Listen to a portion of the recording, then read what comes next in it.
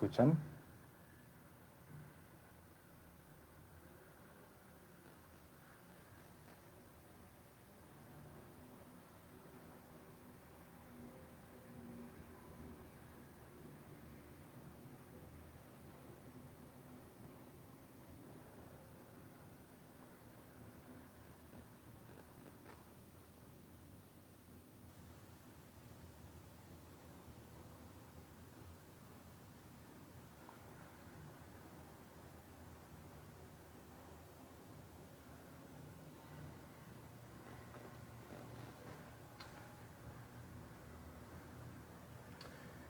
Muy bien, comencemos.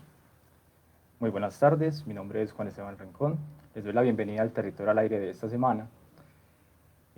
Hago parte del equipo de Ingeniería Sísmica del CIATA y les vengo a hablar acerca de la red de monitoreo sísmico integral que manejamos nosotros. En mi equipo somos 3 personas, más adelante los van a conocer. Entonces, para comenzar, quisiera introducirlos primero con unos cuantos conceptos que son necesarios para que entendamos algunas de las cosas que les voy a presentar más adelante. Lo primero es que miremos cómo es la estructura de la Tierra, ya que el fenómeno que vamos, digamos, a estudiar tiene que ver mucho con esto. Y lo primero es ver que la Tierra está compuesta por capas, las cuales se pueden clasificar o se pueden dividir dependiendo de su composición química y también dependiendo de sus propiedades físicas. Aquí al lado izquierdo podemos ver la clasificación de acuerdo a la composición química y vemos que hay una corteza, hay un manto y hay un núcleo, que la corteza, el espesor varía dependiendo si estamos en el océano o si estamos en los continentes, siendo más delgada en el fondo oceánico, mientras que al lado derecho tenemos la clasificación de acuerdo a sus propiedades físicas. Y para nosotros va a ser muy importante esta capa de la litosfera porque es allí donde se van a dar un montón de procesos que van a dar origen al fenómeno que vamos a estudiar. Aquí podemos ver un corte de la Tierra en el cual podemos ver las capas que les mostraba anteriormente. Y como les decía, la litosfera juega un papel muy importante en la dinámica del planeta en cuanto al fenómeno de los sismos, que es el que nos interesa hoy. ¿Y eso por qué? Porque la litosfera es como si fuese una cáscara, por decirlo así, que tiene cierta rigidez y que envuelve el planeta, pero que no es continua, sino que está, valga la redundancia, es discontinua, está fragmentada en algo que conocemos como las placas tectónicas.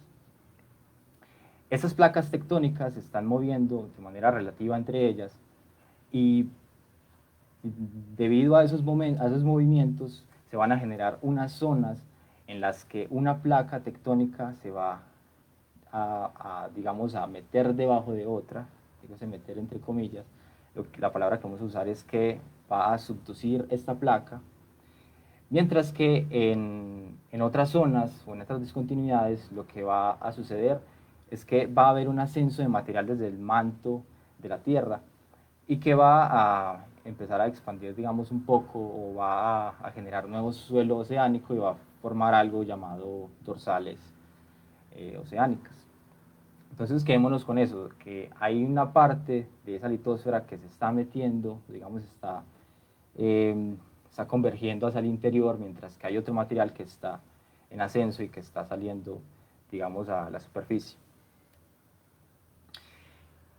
Bien, entonces acá vemos esquemáticamente las discontinuidades y las diferentes placas tectónicas que tenemos en el planeta. Y como les mencionaba, hay unas zonas en las que tenemos una separación de las placas y vamos a llamar esos límites como límites convergentes, que es donde se están separando las placas y hay un ascenso de material desde el manto. Mientras que tenemos otras zonas, los límites convergentes, donde una placa subduce a la otra, se mete debajo de ella. Hay otras discontinuidades o límites que son llamadas fallas transformantes, donde las placas se mueven de manera relativa entre ellas, una se desplaza al lado de la otra en direcciones opuestas. En nuestro caso particular, en el caso de Colombia, nos interesa mucho estudiar los límites convergentes, ya que como vamos a ver más adelante, varias placas están convergiendo en Colombia y son las que generan los sismos en nuestro país, o al menos una parte de ellos, porque vamos a ver que los sismos también pueden ser generados por algo que llamamos fallas. Entonces, listo, empecemos con qué es un sismo. Es el deslizamiento súbito en una falla, la cual genera una liberación de energía elástica, con el resultado de agitación repentina y radiación de energía cinética en las inmediaciones de la ruptura. ¿Eso qué significa? Digamos, ¿cómo lo podemos traducir? De que tenemos dos placas o tenemos dos superficies que están en contacto a través de una falla o una discontinuidad, que se están desplazando una respecto a la otra. Y a medida que se va acumulando esa deformación, a medida que ambas se van desplazando de forma relativa entre sí, van acumulando tensiones, hasta que llega un momento en el que esa tensión genera que haya una ruptura del material y genere unas ondas, una propagación de energía que va a generar las vibraciones que se transmiten por el suelo. Es como si tirásemos en una superficie de agua una piedra y vemos que se propagan unas ondas. Es, digamos, similar. Solo que en este caso se generan por la ruptura de un material. Esas ondas van a ser de diferentes tipos. Uno de los más importantes son las ondas sísmicas de cuerpo, las cuales se dividen en ondas P y en ondas S. Las ondas P, también llamadas primarias, son aquellas que me generan un movimiento de propagación en este sentido. Supongamos que ese es el suelo o ese es el material por el cual se va a propagar la onda y tenemos una partícula acá. Las ondas van a viajar de manera longitudinal en esta dirección de propagación. Entonces es como si una persona estuviese acá parada, suponiendo que esta es la superficie del terreno, va a generar que la persona se vaya hacia adelante y hacia atrás. Mientras que las ondas S van a generar este tipo pues, de vibraciones, que es como si nos llevasen hacia arriba y hacia abajo. Hay otros tipos de ondas, pero para efectos de lo que les voy a explicar hoy, solo necesitamos mirar estas. Es importante decir en este punto que las ondas P viajan más rápido que las ondas S. Por eso más adelante, cuando les muestre señales sísmicas, vamos a ver que las ondas P son las que llegan primero que las ondas S. Y entre más lejos esté el epicentro del sismo con respecto a un punto en el cual tengamos un sensor, vamos a ver que las ondas P y las ondas S van a estar más separadas. Vamos entonces al contexto colombiano. Colombia tiene una configuración tectónica y geológica compleja. En nuestro país se encuentra la convergencia, digamos que convergen tres placas tectónicas, que es la placa Caribe, la placa Nazca y la placa sudamericana, que es, digamos, una placa, digamos, estable continental. Y lo que tenemos es que la placa de Nazca y la placa Caribe subducen a Sudamérica, es decir, se están metiendo por debajo de esta placa.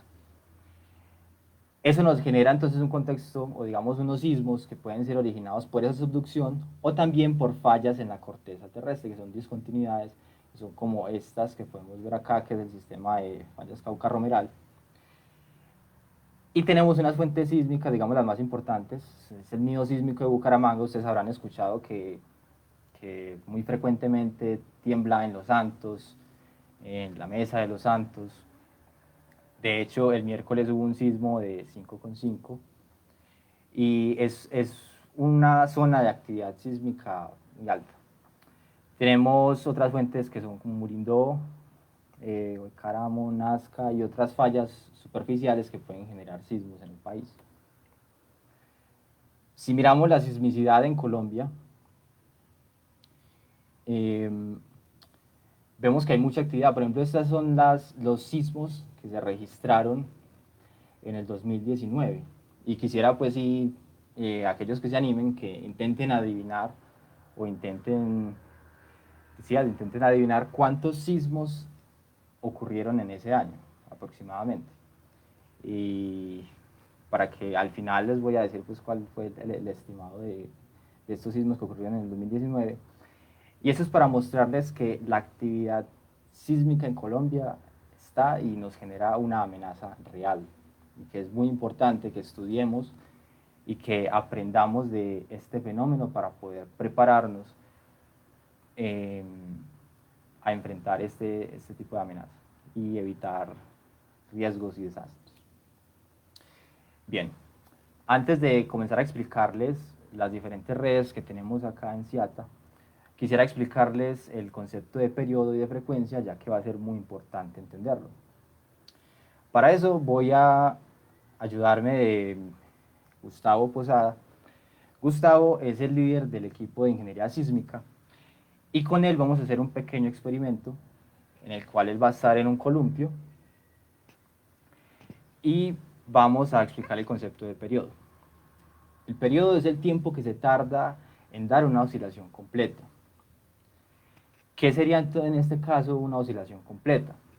Si tomamos a Gustavo y lo lanzamos o dejamos pues que se balancee desde una posición inicial, vamos a tomar el tiempo que tarda Gustavo en ir y volver al mismo punto o a esa misma posición inicial, y el tiempo que haya tardado va a ser el periodo de esa oscilación para Gustavo. Entonces Gustavo se suelta, llega al otro extremo, ya llevaría media vuelta, aquí va en retroceso, y cuando llega al mismo punto, paramos el cronómetro y supongamos para este ejemplo que nos dio 2 segundos. En este caso, el periodo de oscilación para este movimiento sería de 2 segundos. Paralelo al periodo existe el concepto de frecuencia, que es el número de oscilaciones que se dan en una unidad de tiempo. En este caso vendría siendo el inverso multiplicativo del periodo. ¿Cómo calculamos entonces la frecuencia? Tomamos ese periodo y dividimos 1 sobre ese periodo, por eso sería el inverso multiplicativo. Como en este caso nuestro periodo es de 2 segundos, la frecuencia sería 1 sobre 2, y eso nos daría 0.5 Hz. El Hertz es una unidad que se utiliza para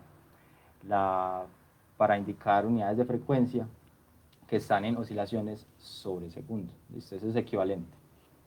Entonces, importante que tengamos en cuenta esto. Tenemos un periodo de 2 segundos que representa el tiempo que tarda en dar una oscilación completa, y de manera paralela tenemos una frecuencia que me describe el mismo fenómeno oscilatorio, pero de una manera diferente, porque me dice el número de oscilaciones que se dan en una unidad de tiempo, en este caso en un segundo. ¿Listo? ¿Qué pasará si cambiamos la longitud de la cuerda? Aquí entonces pues nos va a ayudar Oscar Miranda, que es nuestro otro compañero y mi persona, para que miremos qué es lo que pasa. ¿Cómo cambiará el periodo y la frecuencia si hacemos que la cuerda sea más corta o sea más larga? Pues para ese caso he realizado una animación en la que tenemos varios péndulos con longitudes diferentes. ¿Qué observamos? Que para la longitud más corta, el movimiento oscilatorio es mucho más rápido. Aquí vemos en esta escala, vemos una escala de tiempo de 10 segundos, y vemos que para la cuerda más corta el movimiento es muy rápido. La frecuencia, en este caso, es muy alta porque se dan muchas oscilaciones en un segundo. Mientras que el periodo es bajo porque se tarda poco tiempo en dar una oscilación completa. Para el otro caso, en el que el péndulo es más largo, tenemos que la frecuencia es baja porque damos muy pocas oscilaciones en un segundo. Mientras que el periodo sería alto porque la distancia que hay entre esos dos picos, que sería el tiempo que hay entre partir de ese punto y llegar a ese mismo punto, es más grande. Entonces, recuerden eso. Si el periodo es bajo, va a representar una frecuencia alta. Y viceversa, si el tiempo es alto, entonces vamos a tener una frecuencia que es baja. Y ambos conceptos me permiten definir, digamos, este fenómeno oscilatorio, pero de una manera diferente. Es importante entender este concepto porque para el suelo y para los edificios es muy importante tener en cuenta con qué periodo o con qué frecuencia vibra cada uno de ellos, porque se pueden presentar unos fenómenos indeseados que les voy a comentar más adelante. Muy bien, entonces ya con estos conceptos claros empecemos a mirar cuáles redes tenemos nosotros en CIATA para estudiar, digamos, este fenómeno sísmico, bien sea dentro del valle de Aburrá, como los sismos que son de afuera, pero que nos pueden afectar a nosotros. Para eso entonces tenemos la primera red, que es la red acelerográfica Medellín y el Valle de Aburrá. Empecemos con un poco de historia y también explicando qué es, digamos, un acelerógrafo. Un acelerógrafo no es más que un sensor, un dispositivo que me permite medir la aceleración de un punto o en el sitio en el que yo lo tengo instalado, siendo la aceleración un cambio de velocidad en una unidad de tiempo. Entonces, para entender este concepto, es como cuando uno va en un vehículo y pisa el acelerador, lo que está haciendo es ir más rápido. Entonces, ese cambio de velocidad en una unidad de tiempo viene siendo la aceleración. Estos sensores están diseñados, digamos, se especializan en la medición de movimiento fuerte. Eso va a ser muy importante para distinguirlo de otros sensores que vamos a ver más adelante, porque dependiendo de lo que se especializa, lo podemos utilizar para algo o no. Es decir, me puede brindar información importante para algo, pero puede no servirme para otro. Veamos entonces cómo arranca la red acelerográfica aquí en Medellín y posteriormente en el Valle de Aburrá. Y comienza en el año 1996, en el año en el que se diseña la red acelerográfica de Medellín, en la que se instalan 21 estaciones Etna Altus. Vemos entonces que pasan los años y aquí arriba empezamos a mirar el número de eventos que han sido registrados por la red.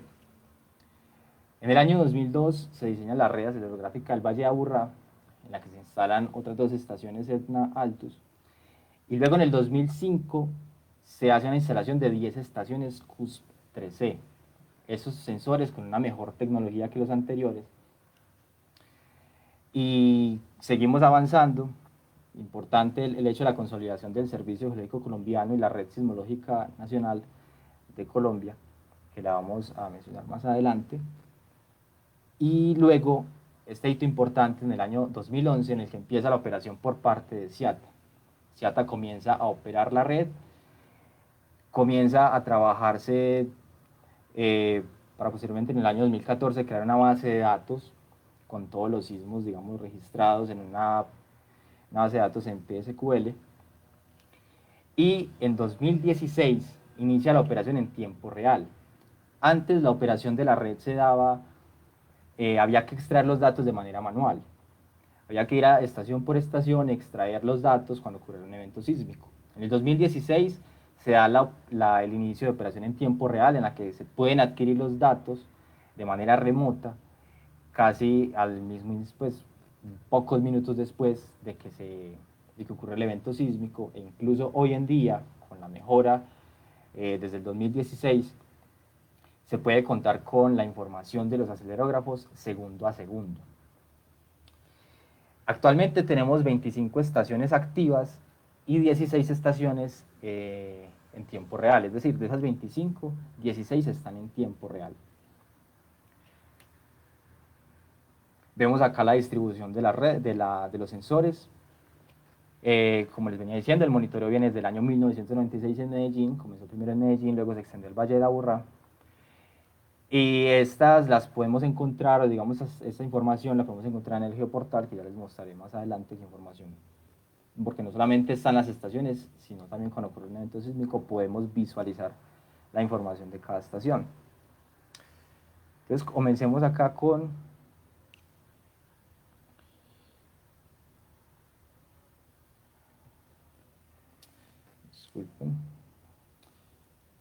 acá con un video.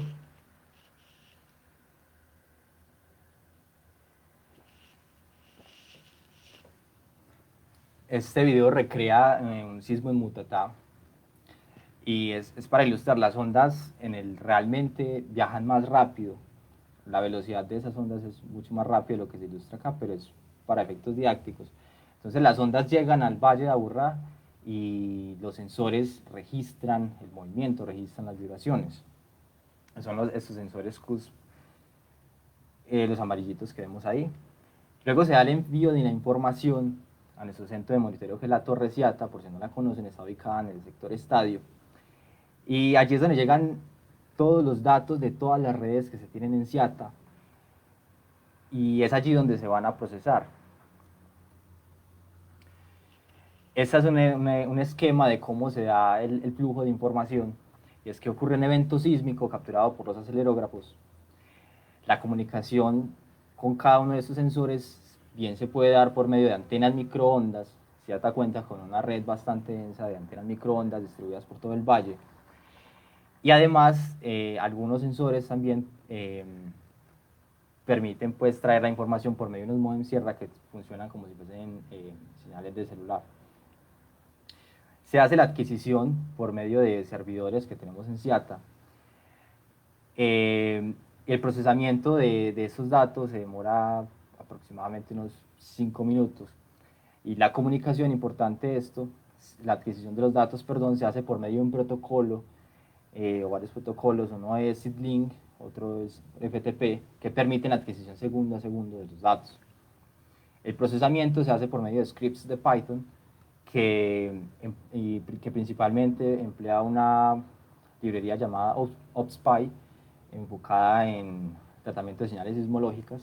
Todos estos scripts desarrollados pues, por nosotros, para al final obtener una serie de productos que nos permitan ver de forma gráfica y rápida cómo fue la severidad del movimiento, la intensidad del mismo, qué tan fuerte fue. Entonces obtenemos información de aceleraciones, de velocidades y desplazamientos. Estas velocidades y desplazamientos se obtienen por medio de integración numérica de las señales de aceleración.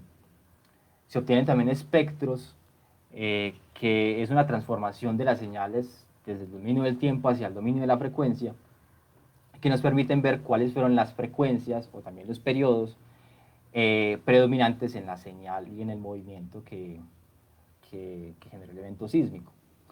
También gráficas de resumen y gráficas y parámetros de intensidad, como por ejemplo la intensidad de áreas, que nos dice más o menos, es una aproximación, una estimación más bien de la energía liberada por el sismo.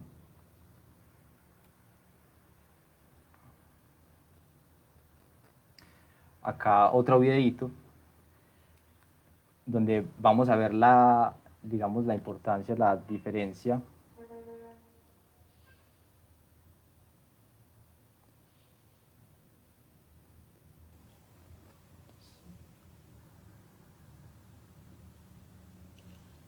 vamos a ver la importancia de conocer cuál es el tipo de material que tenemos debajo de nosotros. Es decir, yo lo devuelvo que aquí un poco. Entonces vamos a ver que dependiendo si tenemos un suelo o si tenemos roca, va a ser diferente la respuesta como tal del terreno, porque las rocas y los suelos tienen periodos de vibración diferentes. Entonces, dependiendo del tipo de suelo que tengamos, vamos a tener unas señales con altas frecuencias o con bajas frecuencias, porque el sismo o las ondas viajan, excitan el suelo, y este va a vibrar preferiblemente en las frecuencias dominantes, en sus frecuencias dominantes o frecuencias naturales. Eso va a hacer que las ondas y el movimiento se amplifique o no. ¿Por qué es importante tener en cuenta esto? Primero, porque en el Valle de Aburrá tenemos una gran variedad de suelos. Es una zona bastante compleja en términos, digamos, geológicos y del tipo de suelo que tenemos, zonas muy heterogéneas, y en la cual el tipo de suelo varía significativamente en el territorio pues, de todo el Valle de Aburrá. Entonces, es muy importante tener en cuenta esos periodos.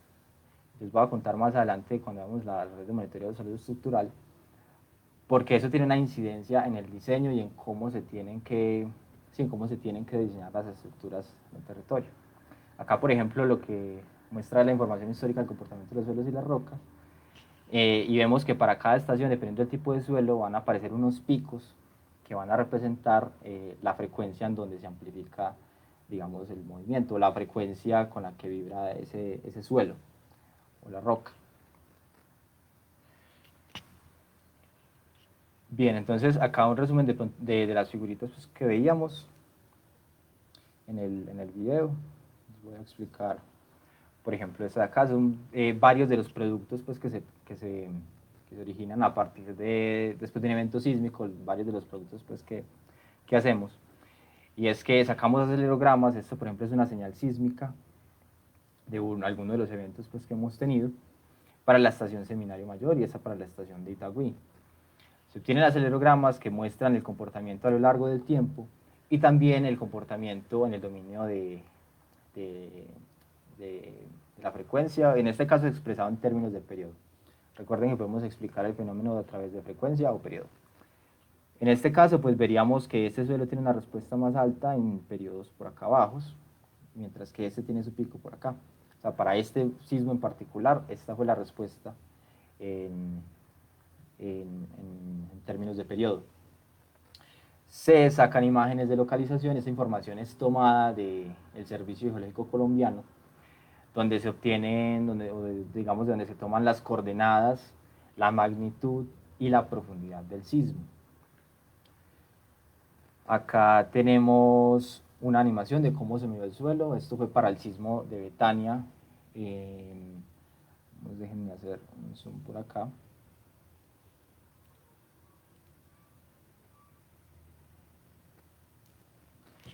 Este fue para el sismo de Betania, ocurrió el 1 de abril.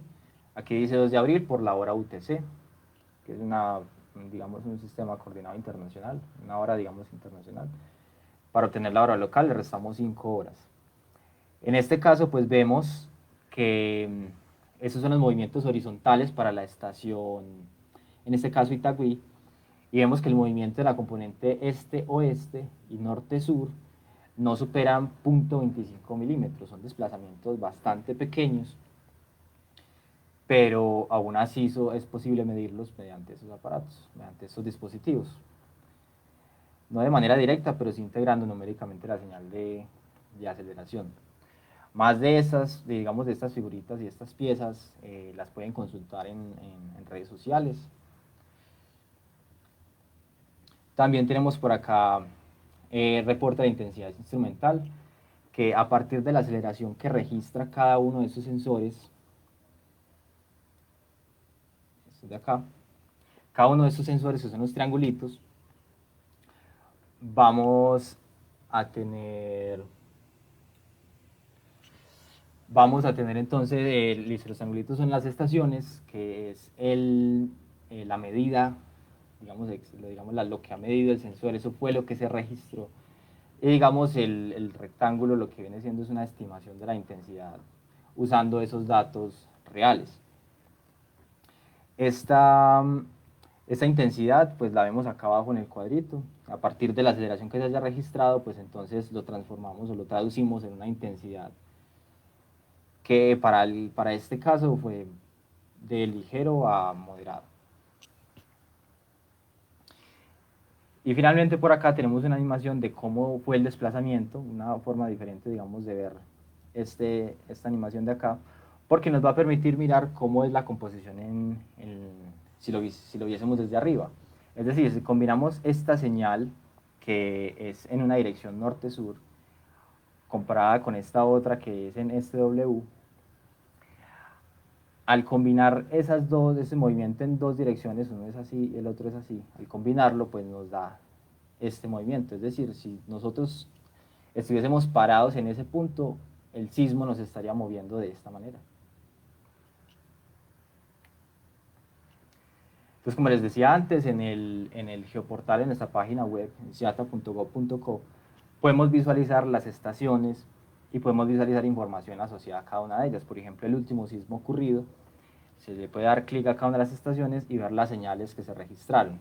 También podemos ver otros parámetros como el PGA, que es la aceleración máxima en cada una de las direcciones, cuál fue la velocidad máxima, el desplazamiento máximo, es este PGD, PGB sería la velocidad máxima, cuál fue la duración de ese sismo en cada una de sus componentes y demás información pues, que sea de interés.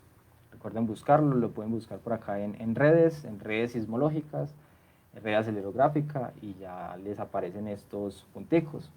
Los colores representan las estaciones que están inactivas, que son las grises, las estaciones activas, que son las azules, y las que están en verde son las estaciones en tiempo real. En cuanto a investigación que se haya hecho, digamos, dentro de CIATA, esto es relativamente reciente, es el estudio de cómo son los periodos con los cuales se está moviendo el suelo, y para eso, digamos, se utilizan unas categorías o se clasifican, mejor dicho, los suelos dependiendo de su periodo. Entonces, se hizo un trabajo de recolectar todos los eventos sísmicos para cada estación, empezar a aplicar esa metodología, agrupar todas las estaciones y empezar a categorizar pues, los suelos del Valle de Aburrá. Se encuentra entonces que, por ejemplo, para la categoría 1, que son los suelos que tengan un periodo menor a 0.2 segundos, es esta línea clara de acá. Asimismo para la categoría 2, para la categoría 3, y vemos pues que el pico de cada uno depende pues del periodo. Pues en que el pico está en un periodo específico representando pues el comportamiento de ese suelo.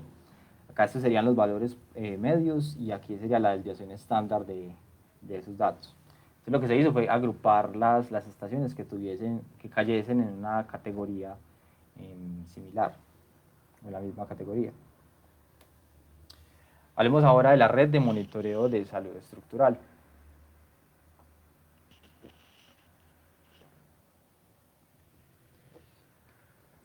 Bien, la red de monitoreo de salud estructural está enfocada al monitoreo de edificios. Es una instrumentación que se hace para hacer seguimiento al comportamiento de los edificios antes, durante y después de eventos sísmicos. Para poner un poco en contexto, tenemos que ver primero que la instrumentación en Colombia está reglamentada y realmente es exigida por la norma de construcción sismo resistente.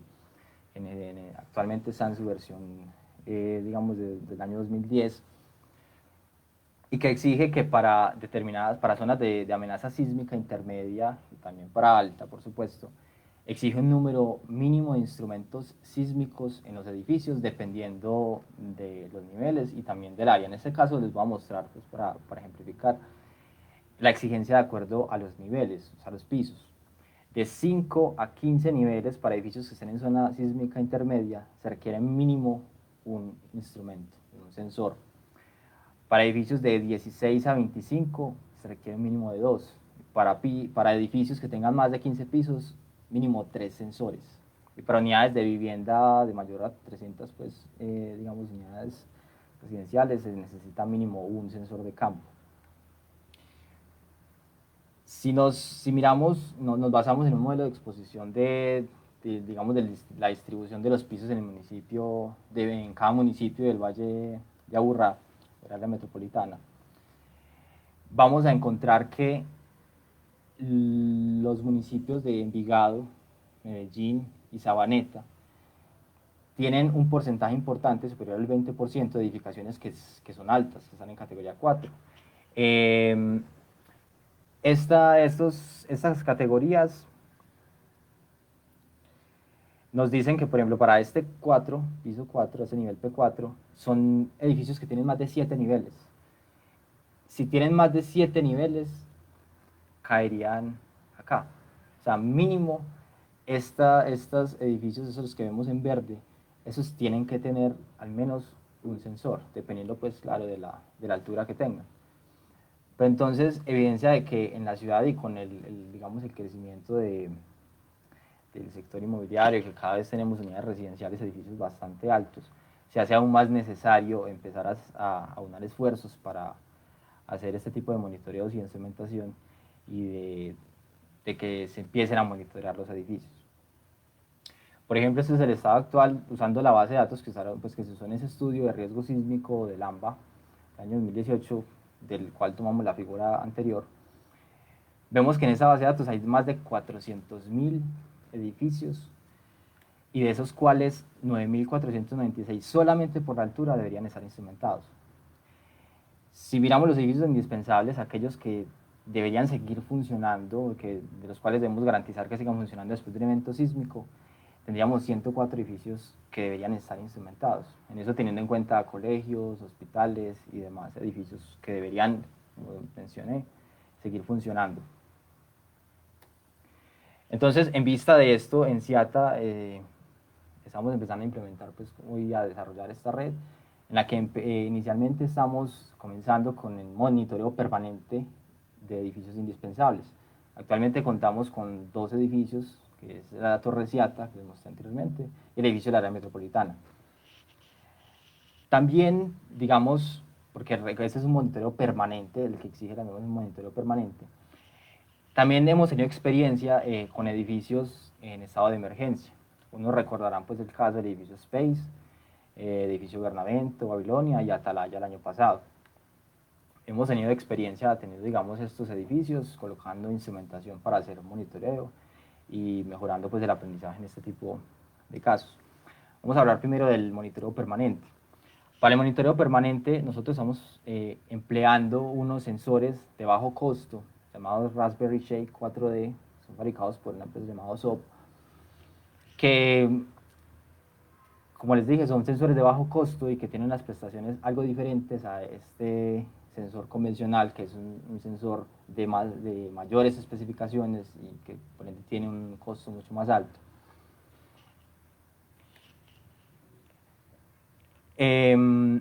Lo primero que hicimos pues con estos sensores fue hacer un proceso de validación en los que miráramos al ser de bajo costo, pues queríamos ver si nos dieran información real y que fuese confiable. Hicimos una validación en una mesa vibratoria con un movimiento armónico simple que se puede ver acá, que es muy parecido al que vimos en las animaciones pues, en las que les expliqué el periodo, el término de periodo y frecuencia. Y miramos de que la mesa pues, nos daba una amplitud de 2 centímetros, entonces con la aceleración que capturamos en este movimiento, hicimos integración numérica, encontramos los desplazamientos y efectivamente pues, nos da una muy buena medida pues, de los movimientos y los desplazamientos reales. Y si miramos eso en términos de frecuencia, podemos ver acá los espectros de que esta mesa la excitamos para diferentes frecuencias, en este caso que les muestro acá, para un periodo de una frecuencia de 0.5 Hz, es decir, un periodo de 2 segundos. Y cuando analizamos estas señales, sacamos el espectro de potencia, vemos que la frecuencia que se encuentra es justamente esa a la cual excitamos el aparato, lo cual nos da, digamos, un parte de confiabilidad en lo que se está midiendo. Además, hicimos una validación con un sensor de esos con mayores especificaciones. Los pusimos juntos para hacer unas pruebas y casualmente ocurrió un evento sísmico en Jurado de Chocó de magnitud 5. Pudimos contrastar qué era lo que medía el sensor de altas especificaciones en esta cajita, que tenemos el de bajo costo. Vemos que aquí el azul oscuro es el de bajo costo, el azul claro es el de altas especificaciones, y vemos que para efectos de lo que queremos mirar da unas mediciones bastante similares, tanto en términos de aceleración como en desplazamiento, luego de hacer la integración numérica de ambas señales. La adquisición para este caso, estos sensores, como les digo, los tenemos ubicados en la Torre CIATA, en el edificio del área metropolitana. Se registran, la adquisición y procesamiento se dan por medio de un sistema muy similar al que vimos para los acelerógrafos. El sensor registra el evento sísmico, por medio de la comunicación, por medio de las antenas hacemos la adquisición, y esa adquisición se da por medio del protocolo SISCOM-3, perdón, por medio de este software SISCOM-3, y igualmente hacemos el procesamiento utilizando los scripts de Python, usando la librería DubSpy, y generamos unos reportes automáticos donde miramos cómo fue la respuesta a la estructura, cómo fueron los desplazamientos, las aceleraciones, y calculamos algo que son unos indicadores de daño, que son unos indicadores que a partir de esa información nos pueden permitir decir si ese edificio sufrió daños o no, y que permitan tomar una decisión cuando ocurre un evento sísmico de si ese edificio se tiene que evaluar de manera detallada para saber si se puede utilizar o no, o si definitivamente el daño fue grande y empezar a orientar, digamos, esfuerzos también para, digamos, en un hospital. Si tenemos un hospital en el que se sufrieron muchos daños de acuerdo a las mediciones que se hicieron, entonces los heridos no se deberían llevar a ese hospital. Entonces es para dar una respuesta rápida en el manejo después de un sismo y en el manejo pues, de la emergencia. Como les decía, tenemos el edificio Torre Ciata. Para este caso tenemos 7 sensores distribuidos en altura, en el piso 1, 3, 6, 9, 12, y tenemos además en el piso 15 2 sensores para hacer, digamos, monitoreo de efectos de torsión. Aquí tenemos pues los sensores instalados en una caja, digamos, protegida y adosada a la losa.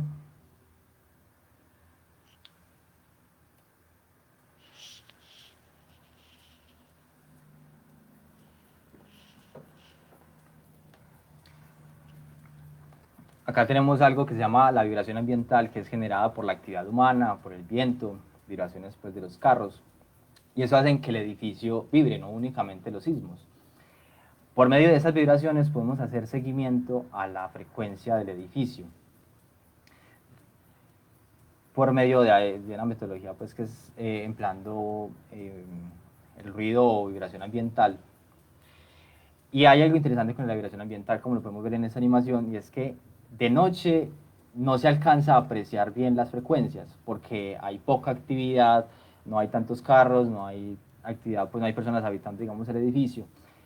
Mientras que en el día, cuando hay más personas, la vibración ambiental se incrementa y permite, para el caso de la Torre Ciata, visualizar la frecuencia. En esta gráfica que se está mostrando, podemos ver el seguimiento a lo largo del tiempo en este año de cómo se ha comportado la frecuencia durante todos los días.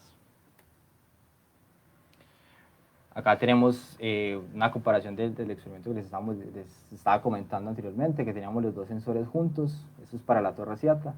Vemos que de 1 AM a 7 AM no se alcanza a apreciar bien en este espectrograma. Aquí se debería ver una línea que refleja la frecuencia del edificio.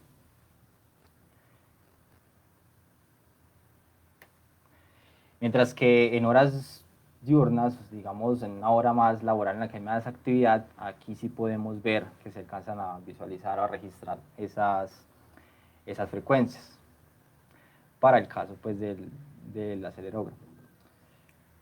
Para este día en particular no se alcanza a ver muy bien en el espectrograma acá las frecuencias para la Raspberry Shake. Sin embargo, si utilizamos ventanas más grandes para calcular los espectros, aquí esto es calculado con la Raspberry Shake y lo que vemos acá son unos espectros a lo largo de todo el día y en los que vemos que se marcan en cada uno de ellos las frecuencias dominantes para la Torre Ciata. Acá vemos un ejemplo donde en cada piso, principalmente en los pisos más altos, se encuentra la misma frecuencia. Y acá tenemos pues la correspondiente forma modal. Mientras que para el caso de los eventos sísmicos, en la Torre Ciata, por ejemplo, vamos a obtener la respuesta del edificio a partir de esas aceleraciones. Una vez ocurre el sismo, tomamos las aceleraciones, procesamos, digamos, los datos y podemos encontrar, digamos, información como esta en la que podemos recrear el movimiento de la torre. Ahí se ve la escala un poco exagerada, pero realmente son movimientos muy pequeños. Ya enseguida les voy a mostrar que realmente no son tan grandes. Y acá vemos la señal sísmica para cada uno de los sensores y vemos que a medida que va ocurriendo el sismo, se va acentuando una frecuencia en el espectro. Y esa frecuencia, la frecuencia del edificio, cuando ocurren daños en el mismo, daños estructurales, esa frecuencia puede variar. Y por eso es tan importante hacerle seguimiento, porque si varía esa frecuencia después del sismo, es porque se pueden haber presentado cambios en las propiedades, en la rigidez, y por ende puede tener daños la estructura. Entonces, como les decía, acá podemos recrear los desplazamientos de los pisos que tenemos instrumentados. Vemos que acá hay desplazamientos de 0.3 centímetros, es decir, de 3 milímetros. Realmente son desplazamientos pequeños. Con ello calculamos entonces indicadores de daño. En este caso solamente voy a mencionar el nombre, que es la aceleración máxima del terreno, la intensidad de áreas, que nos da como una estimación de la energía que se libera, la distorsión o deriva de entrepiso, el coeficiente sísmico y variación de la frecuencia fundamental. Y aquí vemos algunos de los reportes pues, que generamos con esta información. Para el caso de las emergencias,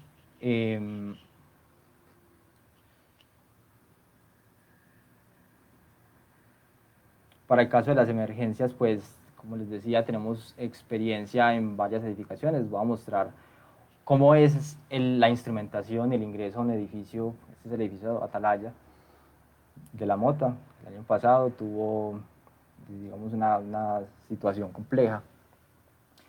Entonces, nosotros como CIATA, pues asistimos al lugar para hacer instalación de sensores y hacer un monitoreo del edificio mientras se realizaban pues las labores de revisión pues, del edificio y demás actividades pues, de repotenciación. Aquí vemos a los compañeros, pues, a Oscar, los compañeros de mantenimiento, instalando los sensores, instalando la antena necesarias pues, para la comunicación. Aquí importante la herramienta que utiliza CIATA, que es el uso de drones para espacios reducidos. Los invito a ver la charla que ya nos dio Giselle previamente sobre el uso de estos drones que permiten mantener digamos, hacer una evaluación sin necesidad de tener que ingresar al edificio y arriesgar a la vida de las personas.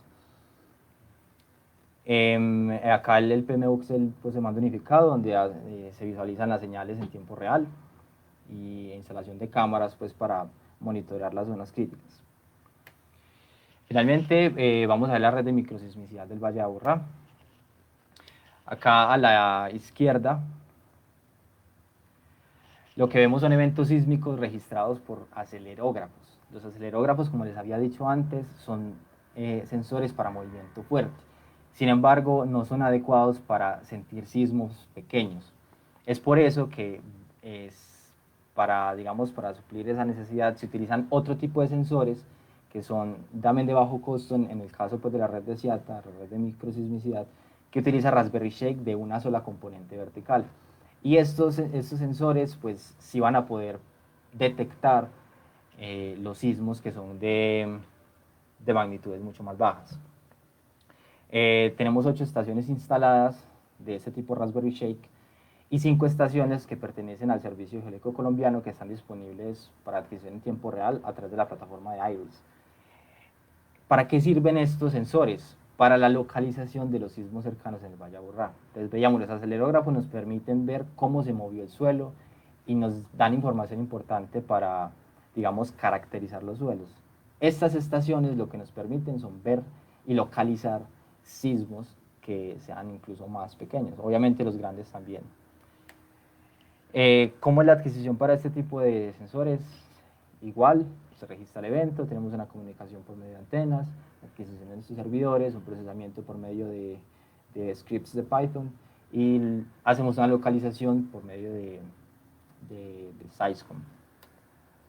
Aquí, por ejemplo, tenemos la visualización de un evento sísmico. Si no estoy mal, este fue en septiembre del año pasado, si no estoy mal, en Yolombó, donde vemos que en tiempo real se pueden visualizar todas las estaciones y la señal sísmica en cada una de ellas.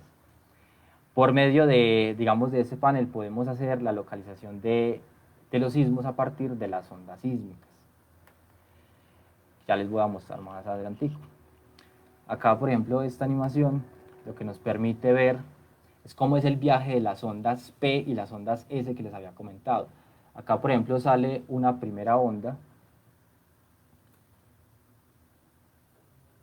Acá si lo ven sale una primera onda, luego sale otra. Lo que eso significa es la onda P, que es la primera que llega, luego la onda S. Y aquí, digamos, en el sismograma podemos apreciar la llegada justamente de la primera onda, que es la P, luego posteriormente la onda S. Por medio de estos sensores, como ya les había mencionado, hacemos localización de sismos. Aquí, por ejemplo, una localización de un sismo ocurrido en esta región, cerca pues a la Mesa de los Santos. Y el punto rojo es la localización que nos dan con los sensores que nosotros tenemos, que voy a hacerles un zoom acá. Ahí se ven las estaciones que tenemos en el Valle de Aburrá y la localización de este sismo. En esta zona, la elipse roja o rosada lo que indica es el error, digamos, en esa localización. Ese error es bastante, digamos, grande, digamos, en esta dirección, porque necesitamos más cobertura, digamos, azimutal para localizar sismos que estén por fuera del valle. Es muy importante el apoyo pues, de las demás estaciones que usamos del servicio geológico para hacer esa localización. Sin embargo, estos sismos, por eso los localiza justamente la Red Sismológica Nacional. Ellos son los encargados porque tienen una red mucho más densa. La idea con esta red de microsismicidad, en el caso del Valle Aburrá, es localizar los sismos que tenemos cerca y al interior del valle, como por ejemplo estos. Acá tenemos con colores los triángulos en las estaciones que tenemos para localizar, y acá en Santa Fe de Antioquia, por ejemplo, se localiza un sismo, pero digamos este círculo negro lo que muestra es el error, y ese error es grande justamente porque para localizar bien el sismo necesitamos que hayan muchas estaciones rodeando el epicentro para que la localización sea mejor. Si por ejemplo nos movemos acá a Cocorná, vemos que la localización mejora porque hay una mejor cobertura, distribución de las estaciones, y acá vemos en estos tres punticos sismos al interior del Valle de Aburrá y vemos que el error disminuye. Es mucho mejor, digamos, esta localización porque hay una mejor cobertura, distribución de las estaciones. Entonces, como les decía, a mayor distancia, mayor error, o sea, la elipse es más grande. La localización es manual, aquí hay unas localizaciones manuales, digamos una revisión de varios sismos que ocurrieron al interior del Valle de la Borra. Esto es al interior del Valle de la Borra. Lo que se ha encontrado con esta red de microsismicidad son sismos con magnitudes inferiores a 3, acá posiblemente asociados al sistema de fallas Cauca-Romeral. Y estos sismos son muy pequeños, se detectan más fácil, o digamos se pueden ver más fácil en horas de la madrugada y en horas de la noche por, por la cantidad de ruido. Toda la actividad humana genera ruido en el suelo, y eso hace que sea mucho más difícil ver los sismos, digamos, en esos sismos pequeños, a eso me refiero, estos sismos pequeños, en horas diurnas. Finalmente acá también tenemos estimación de la amenaza sísmica, que es más que estimar las aceleraciones máximas que se van a registrar en el Valle de Aburrá. En este caso los triángulos son estaciones y medición, y el color es la medición real de la aceleración máxima en ese sensor. Acá tenemos dos eventos diferentes. Y el mapa de color que está acá es una estimación por medio de, digamos, de un modelo pues usando OpenQuake. Y lo que se quiere acá es comparar cómo nos dan las estimaciones con respecto a las aceleraciones reales, que es lo que estamos acá. En la derecha se muestra un ejemplo de la aplicación pues, de este modelo empleando el sismo de Armenia del año 99, en el que se usaron estaciones pues, de la red sismológica, de la red nacional de acelerógrafos, perdón. Aquí en la línea amarilla vemos cómo son las aceleraciones registradas, es decir, las reales, y en cada una de estas otras líneas lo que muestran es la estimación, usando pues la media estimada, la mediana, y en este caso lo que mejor se ajustó para estas aceleraciones registradas fue el percentil 90. Entonces, eso es algo en lo que también se está trabajando pues, desde CIATA en temas de investigación. El objetivo de esto es que una vez que ocurra un evento sísmico, podamos de manera casi inmediata poder estimar esta amenaza y posteriormente eh, poder estimar cuáles fueron los daños en las estructuras, porque la amenaza solamente me da la aceleración en el suelo, pero yo necesito también conocer son las estructuras, cómo es su respuesta, para combinarlo con esto y posteriormente obtener una estimación de cuáles fueron los daños que tuvimos en el Valle de Aburrá. La idea es hacer esto lo más rápido posible una vez que ocurra un sismo, de manera que se puedan orientar mejor los recursos para atención de emergencias. Acá vemos otro ejemplo que es también la estimación para uno de los sismos que ocurrió en el departamento de Bolívar, es el sismo de Pinillos. ocurrido en abril de este año, donde acá se da la estimación justamente de ese PGA y hacemos una traducción a la intensidad instrumental o cómo se sintió el sismo, digamos, en esa zona. Ya para cerrar, quisiera contarles acerca de unos mitos o hablarles acerca de mitos que se tienen acerca como de los sismos. A veces hay cadenas de WhatsApp y publicaciones en Facebook en las que se dice que va a ocurrir un sismo de magnitud 10,6 pasado mañana, y realmente con ese tipo de información hay que ser muy cuidadoso porque los sismos no se pueden predecir, no se puede predecir exactamente cuándo va a ocurrir un sismo, no se puede decir hora ni día, y mucho menos decir exactamente con qué magnitud y en dónde va a ocurrir. Digamos, con los sensores lo que sí se puede hacer es empezar a identificar cuáles son las zonas donde tenemos fallas, donde tenemos actividad sísmica, donde se puede estimar de qué magnitudes más o menos se pueden generar sismos, o esa falla digamos, de qué orden pueden generar de magnitudes, de cuánto más o menos pueden generar esa falla,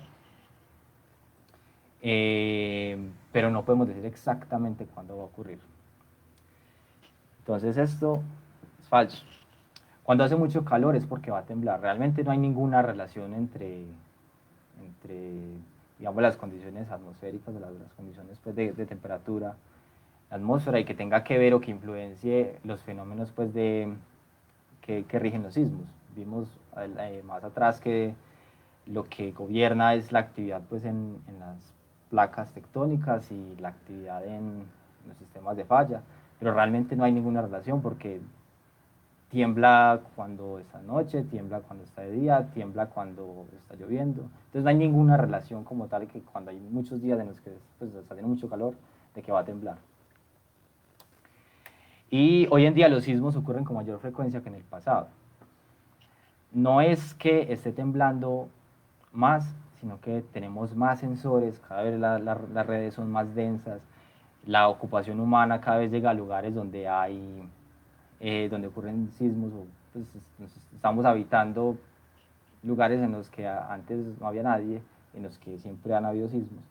Y por eso digamos que se puede dar esa percepción de que ocurren con mayor frecuencia o que cada vez hay más sismos. Pero realmente es eso. También los medios de comunicación hacen que sea mucho más fácil y mucho más accesible para todos conocer cuándo ocurre un evento sísmico. Entonces, digamos, puede generar esa falsa percepción de que hay sismos cada vez con mayor frecuencia, o que ocurren con mayor frecuencia. Finalmente, algo rápido, esto no es, digamos, extensivo, hay muchas recomendaciones por parte de muchas organizaciones de qué hacer en caso de un sismo.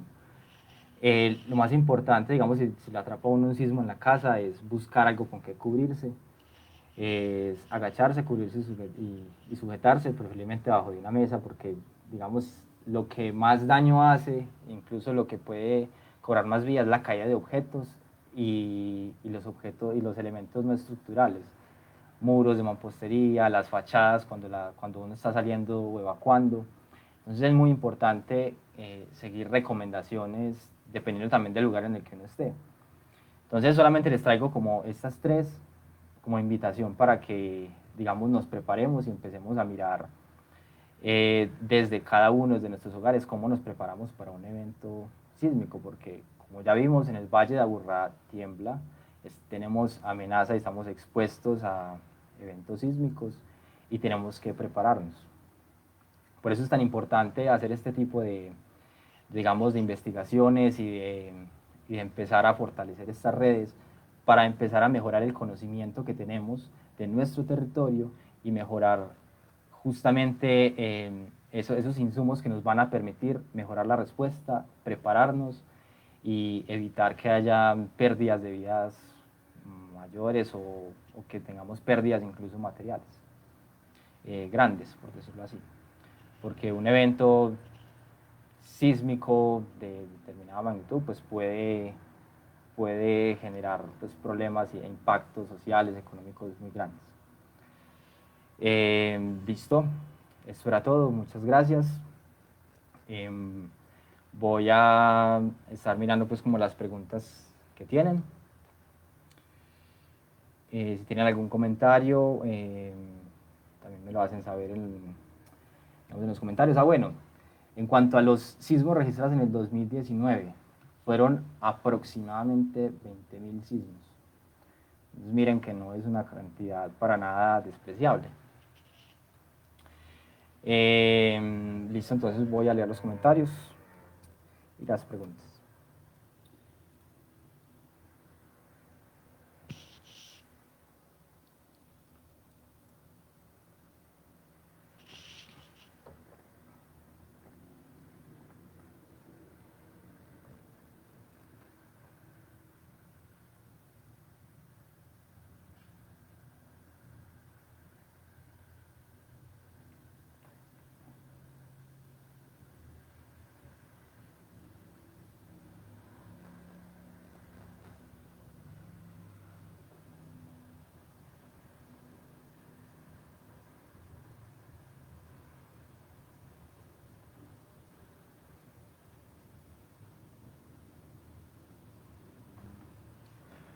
Bueno, entonces me dicen por acá, ¿existe el batolito antioqueño del que tanto se habla?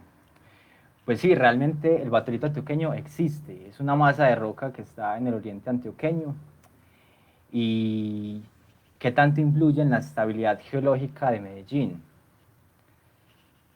Digamos que respecto a esa masa de roca no hay amplificación de, digamos, de las ondas sísmicas. Se podría decir que los materiales que son rocosos, que tienen, digamos, una respuesta casi plana digamos, en los aspectos que les mostré, hacen que no haya una amplificación del movimiento. Por dar un ejemplo, en Ciudad de México tienen grandes problemas porque el tipo de suelo que tienen allá amplifica muchísimo las ondas y hace que los movimientos sean mucho más grandes y, y en este caso, pues para la roca, el batolito antioqueño, pues tiene una respuesta sísmica, digamos, buena. Pero ¿qué es lo que pasa? Que no solamente hay que tener en cuenta el material sobre el cual se está, sino también la vulnerabilidad de las edificaciones pues, que hayan sobre ese material, sobre esa roca.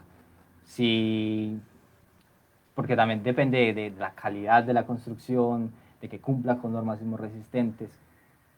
Entonces, no solamente hay que mirar si brinda una estabilidad o si brinda un escudo, sino que también hay que mirar el tema de la vulnerabilidad y las edificaciones. Entonces, también depende de la magnitud, o sea, depende de muchos factores y digamos que no se podría decir que ayude o no, porque es que eso va a depender. También teniendo en cuenta de que el batolito antioqueño está más al oriente, realmente no tenemos, no estamos cubiertos como tal pues por el batolito, como ya mencionaba anteriormente, tenemos una complejidad geológica y de suelos muy grande, una variabilidad bastante grande en toda la extensión del territorio del Valle de Aburrá.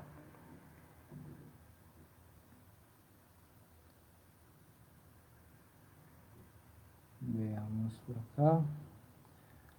No veo más preguntas. Voy a mirar si por acá.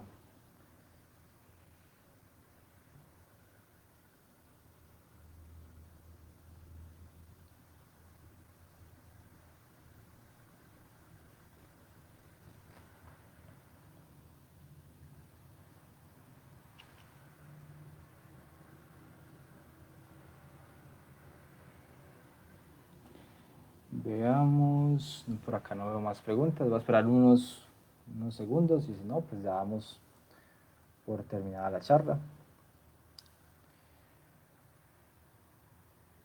Bueno, les agradezco mucho la asistencia. Los invito al próximo Territorio al Aire de la próxima semana. Si no se han visto los demás, también búsquenos en la página de Facebook del CIATA. Todas estas conferencias quedan grabadas. Hay temas muy interesantes y muy importantes de los cuales es, digamos, para la redundancia importante que nos enteremos y que aprendamos de nuestro territorio. Muchos de estos conocimientos nos ayudan digamos, a mejorar o a disminuir la vulnerabilidad que tenemos frente a desastres naturales y a diferentes fenómenos. Así que, listo, no siendo más, muchas gracias por la asistencia.